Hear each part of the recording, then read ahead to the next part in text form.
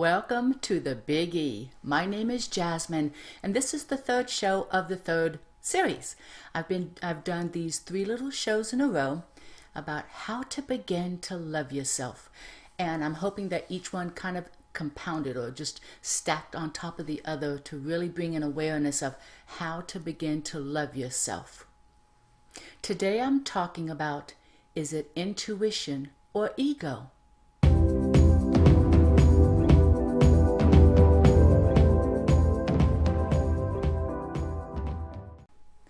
As you go through this show with me, thank you again for everyone who is here. I appreciate your time. I know it's a little later in the evening, but I appreciate your time, your attention, and I'm glad we're here together. With the intuition and in the ego, as I go in the show, you're going to notice that I may be looking down to read my notes because I really want to get these specific, short, and sweet, but get the power behind them. You may be asking, Jasmine, so what is my intuition and how do I know the difference between intuition and my ego? The more you begin to love yourself, the more you begin to trust yourself, the stronger your intuition becomes. It's a natural way of life. Isn't that easy? Wasn't that great? It's simple, but we have to begin in loving ourselves, accepting ourselves. It's where our strength begins. Now, intuition can show up very differently in different people. Depends on how we've developed this. Depends on how, if you wanted to look at it and make it stronger, you've gotten into different steps to develop it. You're paying attention to your body, or you're trusting what comes up in the instincts. So these are some simple ways to see how differently people react to themselves and wondering if it's intuition or ego. Now, some people get a very sneaking suspicion when they feel something that it's not quite right, but you can't put your finger on it. It's one of those things of, something didn't feel right, but they're not quite sure or don't have the confidence or the self-love to trust that. Another way is some people, like I do, I get a very strong urge. I get a very strong sense in my core, and I call it my gut. It's like on the last show I said, instincts or gut. I get a very strong feeling in my gut, in my core when there's something wrong. And yes, I have learned to listen to it. Now, less developed intuitions, or those who are less developed in themselves, can feel kind of like an inkling, a small something that they're not quite sure what to do with, or they're not quite sure how to interpret. That's another way that it starts and it begins in those who are trying and making those steps. Now, some of us are born with very strong instincts and they know how to listen to them. I believed I was this way when I was a child, but because of the environment that I was raised in at a very young age, I made a choice to ignore that and be what my environment was telling me I should be, to be normal, to not be weird, to not be different, so do this. And so I did. I ignored that part of me for a lot of years. Now, this is a practice.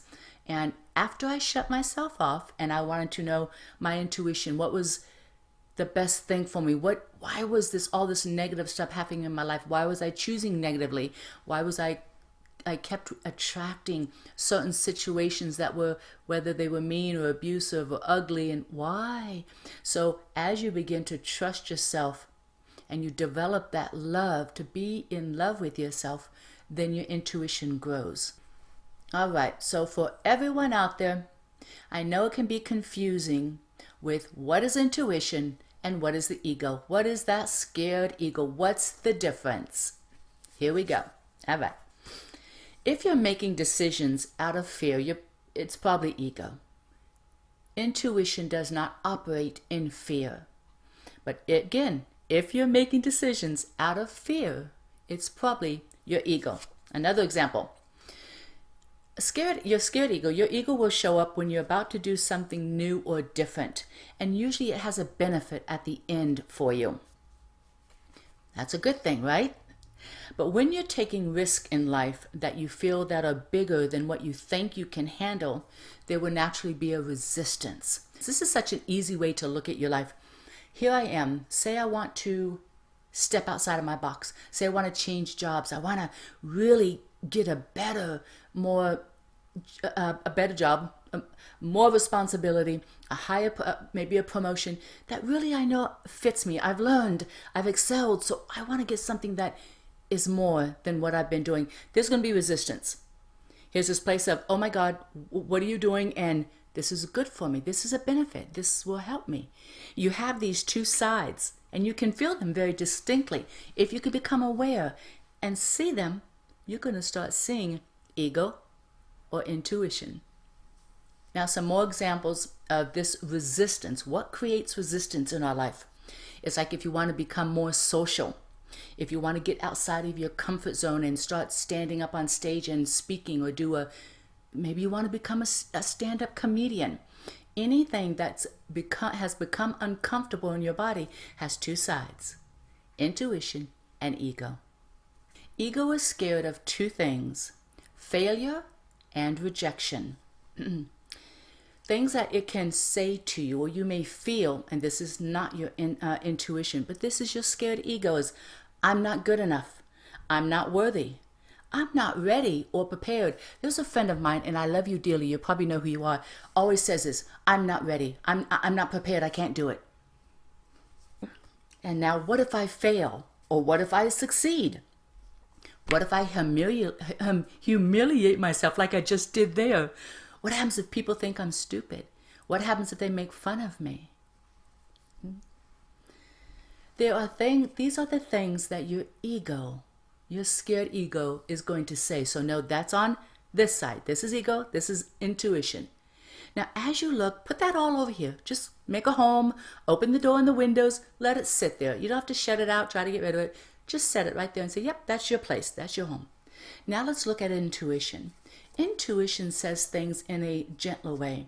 It can say things like, I don't think I should walk down that dark alley right now.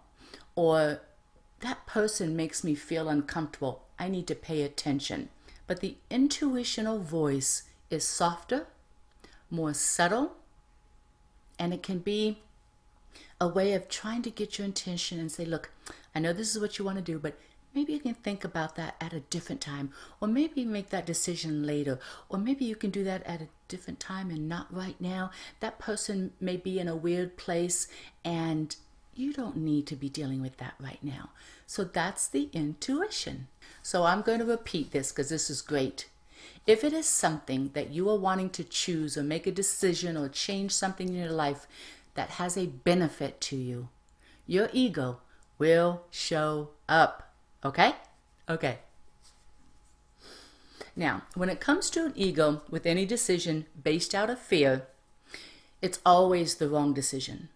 There's no right way to make a decision if you're in fear, if you're feeling fear, if you're feeling the fear of the worthiness, the laughter, the humiliation. It is not time to make that decision. That is not the intuition of love and trust for yourself. That is fear. And ego lives in fear. Over here, they have their house. They haven't turned their lights on. They open their windows and all that, but it's under trees and in the forest and it's dark and they love it. They love it.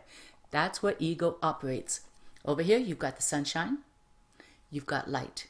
You've got a place you can breathe. You're aware. You can expand. It's okay. There's a positivity in these subtle ways that intuition may warn you even. I want to say it again. I've said it once. I'm going to say it again. The more you love yourself, the more you get in touch with your intuition.